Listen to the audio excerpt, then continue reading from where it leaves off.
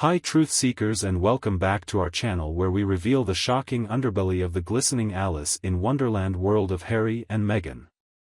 Welcome back to our channel, guys. We're back with yet another hot episode of royal family drama that fires your curiosity up to 100%. The king allegedly reached out to the Duke and Duchess of Friggoff and extended an olive branch, speculating, but was shot down by Queen Camilla. A chilling test of strength to banish Harry and Meghan to the frigid wastes of the family's revered Balmoral estate. Sit tight and dig down, as I am about to break down what these bold players accomplished. But before we jump into the stormy savage seas of this reveal, if you don't have done it yet, hit that subscribe button and the notification bell. Oh, you are not going to want to skip passes for all the fireworks we have planned for you. We all know that the newly crowned king beneficiary is vigorously wielding his power to sever all relationship with his estranged son and daughter-in-law. From keeping Harry out of coronation celebrations to confiscating his royal car keys, Charles has made it clear that the Duke and Duchess of Defection are no longer welcome in his kingdom. The year is best known, though, as the year of the Titan of Gossip. Royal Circle sources say Mr. Charles made a point of inviting Harry and Meg to the hallowed Balmoral estate in Scotland this summer. A traditional invitation, designed to draw two who would never walk through the gates. You can almost see the exquisite construction of pettiness necessary for the patina of grand hospitality. Charles, tell us what you really think about those traitorous spawn and with only the look of death. This journey unravels as a tutorial in Machiavellian machinations, a journey that, with due finesse, laughs at his son's media-triggered shenanigans instead. This invitation, or oh whatever it is, was a spontaneous act of, Lord have mercy out of the blue benevolence, forgiveness amidst the commotion. False, it was purely to flex his power. Appeal to Harry for his pride and loyalty, or play on his usual propensity to run and leave him backed into a corner. A tactical trap to make sure his place as the family pariah would be set in stone. Harry would be symbolically acknowledging the error of the Megxit project and weaving an olive branch of white flags, a dangerous game to play. The twists do not stop there, since to win is to lose, with Harry then forced either to submit or continue as he always has, walking the lonely road of rebellion. It's a chessboard move, to become the every part of prodigal son. Perhaps even as a chance to make amends and bring himself back into the fold after spending years at odds with the family. A scenario that feels almost too wild to contemplate, knowing what a grenade he used to lob with that cheesy throwback memoir. But by contrast, if he pulled his fuckboy thing of totally shunning and ghosting the entire incident, proves to King Charles every single one of his subconscious fears. That his spoiled little son is irredeemable. A completely lost cause who happily unmoors his allegiances, obligations, and honor from any sense of inheriting a legacy. Omitted in all this lusty quest for spoils from their sacrilege, naturally. Like this is such a brutal chess move if you think about it for half a second. It is paint him as synthesizing a villain with that every action the king takes as king in relation to Harry. Cool. Should Meghan and her hostage collab hubby take the high road and actually show up? For once, they reluctantly showed a shred of humility in prioritizing family. King Chuck gets to be merciful patriarch in public and keep them on a very short leash behind closed doors.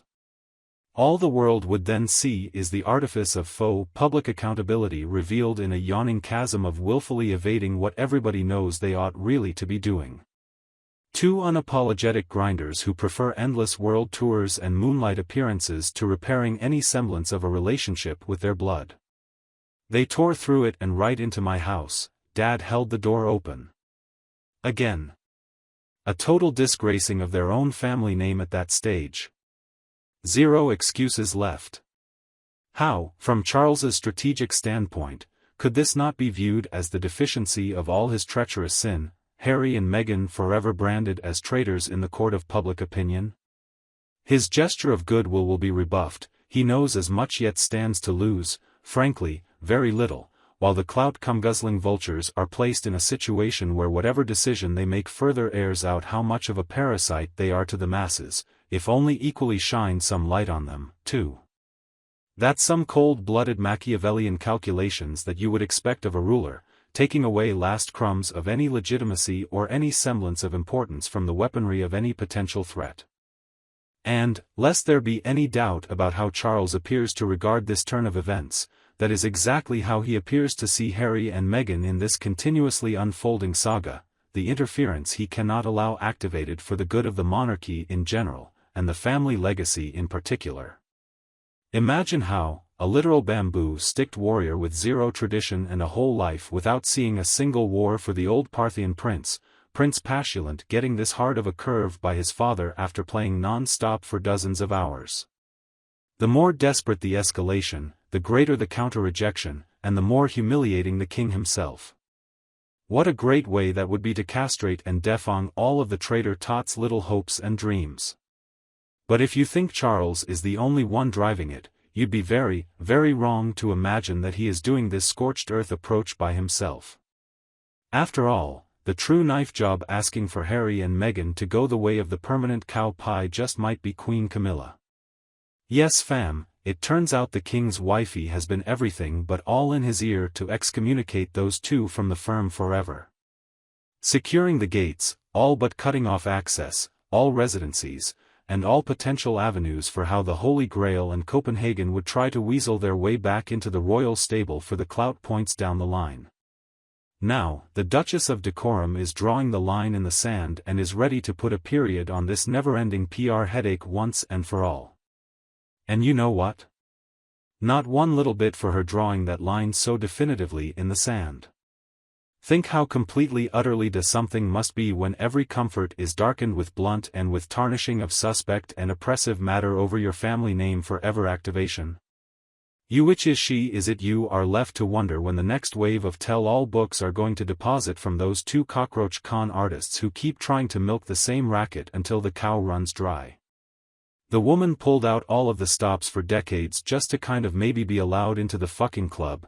So when anyone has the gall to so carelessly look at that sacred institution and tell it they are not sacred and that they've been retired and replaced by some no-talent, fame-hungry daughter-in-law whose biggest accomplishments in life seem to be showing the world how to relentlessly scam and sell your marriage to the highest bidder, Camilla is not going to have any of it. And through her eyes, the only sane answer to remove this perpetual migraine is to cut the infected malignancies off entirely, strip every license, purge every fake moniker and destroy any remaining trace of a thread for the Duke and Duchess of defection, in which they would mar themselves a royal restoration in the future. An all-out, above-the-goddamned belt nuclear repudiation of their very raison d'etre, as long as the Windsors reign. So lurking at the back while Papa Chuck makes like Yoda and throws out that faux invite at Balmoral, you know it's Camilla practically shoving him onto B stage and saying, "Do it, you muppet." Outlining the perfect strategy for challenging these two treacherous narcissists once and for all. Turns out they agreed to follow protocol like they originally signed up for. Or spit on the crown gesture of hospitality one more time before getting permanently banished. As a result, that bridge has pretty much been torched between the king's side and Camp Sussex at this point, let's be real.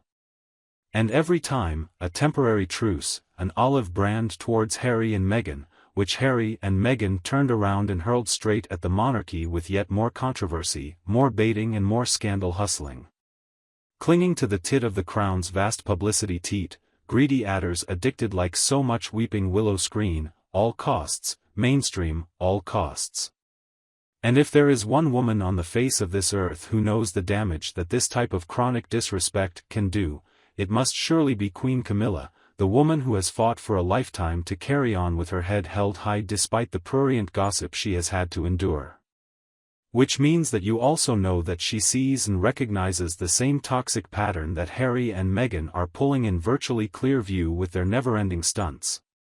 Which is the royal family's new move finesse moment that landed us here in the first place.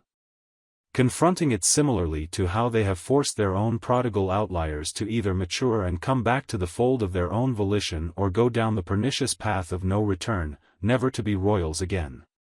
Which is as checkmate as it could possibly be. So, what you guys make of it? Let me know what you think below in the comments.